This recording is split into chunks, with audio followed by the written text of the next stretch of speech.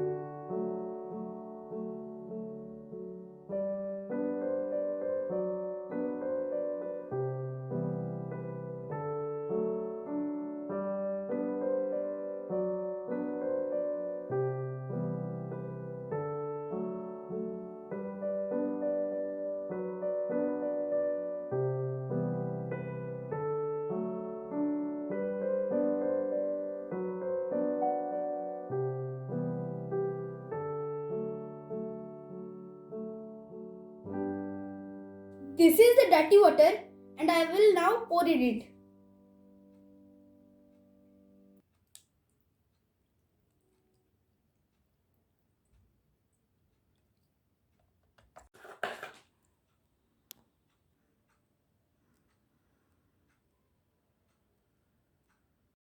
Now this is the clean water. Thank you.